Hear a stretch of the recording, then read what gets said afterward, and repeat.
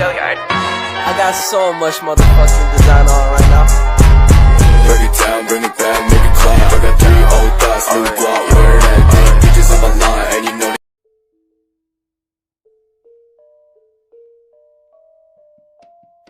Pada zaman dahulu kala, tepatnya di wilayah Sumatera Selatan, terdapat Putri Kemarau.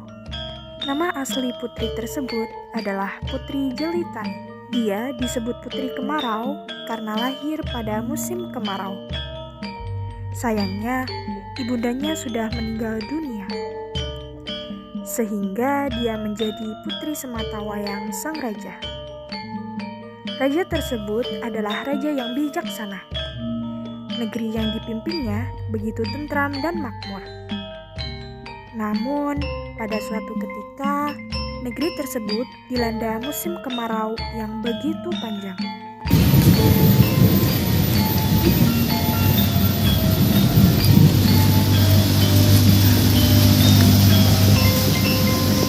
Bagaimana ini? Apakah kau sudah mengamati kondisi negara beberapa bulan ini? Ya, negara ini begitu menyedihkan. Ya, itu benar. Akibat musim kemarau ini, para warga sangat kesusahan akibat kekurangan air. Tidakkah kalian berpikir sebaiknya kita menghadap ke raja saja agar beliau yang mengalami masalah ini? Ya, itu ide bagus sih. Ayo. Kalian hendak kemana? Kami ingin menghadap ke raja untuk menangani masalah kekeringan ini. Ya, apakah kau mau ikut? Ya, aku mau ikut. Sawahku juga kering akibat musim kemarau ini. Baiklah, ayo. Mereka berjalan ke istana. Setibanya di istana, mereka bertemu dengan pengawal dan sang raja. Salam Baginda Raja. Ada perihal apa kalian datang kemari? Mohon maaf atas kedatangan kami kemari. Maksud dan tujuan kami kemari ialah untuk memohon kepada Baginda supaya menanggulangi masalah kemarau yang sedang melanda negeri. Baiklah, sebenarnya saya juga memikirkan tentang masalah ini. Siang ini, saya juga mengundang beberapa peramal untuk datang ke istana untuk menyelesaikan masalah ini. Baiklah Baginda, kami akan menunggu kabar baik dari Paduka. Kalau begitu, kami mohon diri.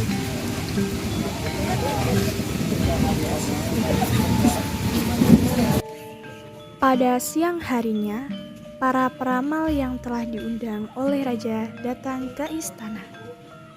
Mohon maaf Baginda Raja, ada apa gerangan Baginda memanggil hamba kemari? Saya mengundang engkau untuk menyelesaikan masalah kekeringan di negeri ini. Beribu-ribu maaf Baginda, hamba tidak dapat menemukan solusi atas masalah ini. Lalu siapakah yang dapat menyelesaikan masalah ini? Begitu kasihannya rakyatku, mereka sangat menderita. Mohon maaf atas keterbatasan kemampuan hamba. Baiklah, engkau boleh kembali. Kalau begitu saya pamit untuk mundur diri. Para peramal meninggalkan kerajaan. Sementara itu, raja dan para pengawal berkumpul di ruang pertemuan. Aku merasa begitu bersalah kepada rakyatku. Aku tidak mampu menyelesaikan masalah mereka. Ampun Baginda, saya telah mendengar kabar tentang seorang peramal yang amat sakti. Peramal itu berada di sana amat jauh dari kerajaan ini dan sangat terpencil. Benarkah? Aku harap dia dapat menyelesaikan masalah ini. Segera siapkan kereta, aku akan pergi ke sana. Baiklah Baginda. Raja segera bersiap-siap untuk menemui peramal yang dimaksud.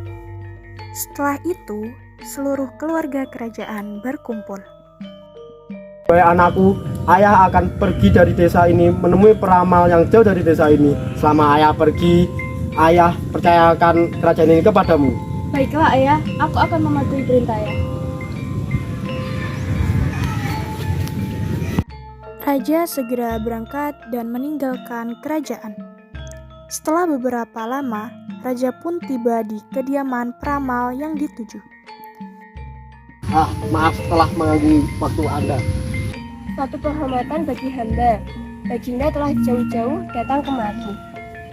Wahai peramal, negeriku telah dilanda oleh musim kemarau dan rakyatku sangat menderita.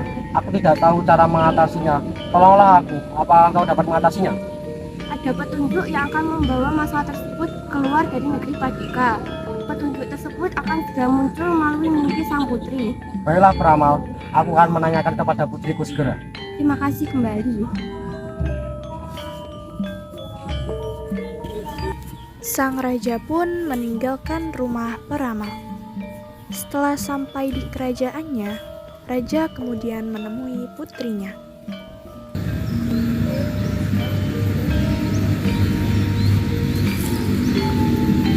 Wahai putriku, ayah sudah menemui peramal yang ayah ceritakan di tempo hari. Kata peramal tersebut, petunjuk dari masalah ini ada di dalam mimpimu. Mohon maaf ayah, aku belum mengalami mimpi tersebut. Akan tetapi, alangkah baiknya jika masalah kekeringan ini kita serahkan saja kepada Tuhan. Benar katamu, wahai anakku. Maafkan ayah. Ayah sudah sadar apa yang ayah seharusnya lakukan. Malam pun tiba. Sang putri tertidur di kamar pribadinya. Saat tidurnya itu, putri bermimpi bertemu dengan ibunya.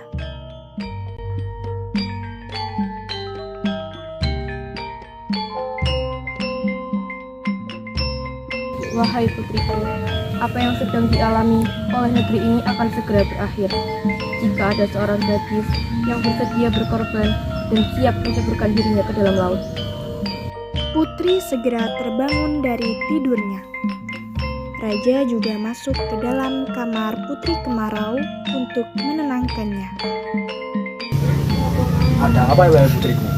Ayah, aku mendapatkan mimpi. Di dalam mimpi tersebut, aku bertemu dengan ibunda. Ibunda mengatakan kesulitan yang dialami oleh negeri ini akan segera berakhir apabila ada seorang gadis bersedia mau mengorbankan dirinya dan mau menceburkan dirinya ke laut. Kalau memang begitu, mari kita memberikan pengumuman kepada rakyat tentang hal ini. Ayah juga akan mengadakan sayembara untuk menemukan gadis yang rela berkorban untuk kerajaan ini. Pada keesokan harinya, raja menepati ucapannya.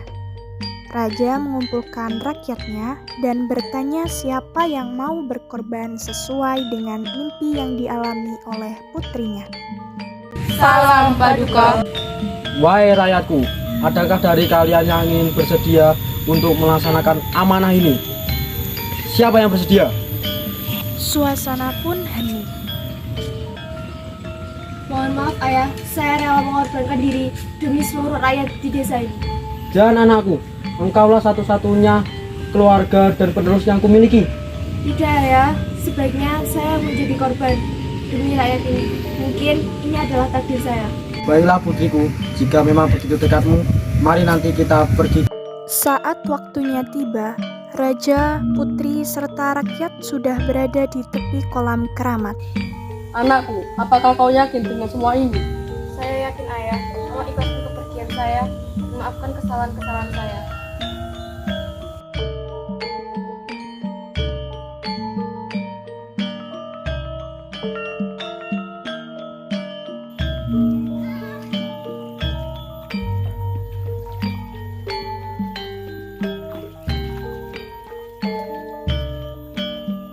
Kemudian putri segera menceburkan dirinya ke kolam keramat.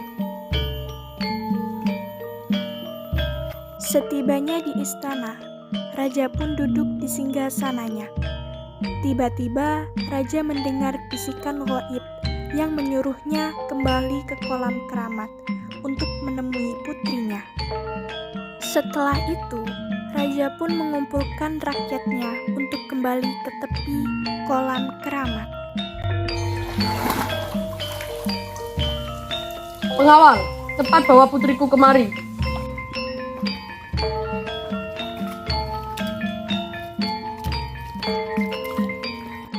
Raja sangat bersukacita dan rombongan itu pun kembali ke istana. Masalah sudah terselesaikan dan beberapa tahun kemudian, Putri Kemarau menjadi ratu yang menggantikan ayahnya. Ia memerintah dengan bijaksana, sehingga rakyatnya bisa hidup dengan tentram dan makmur.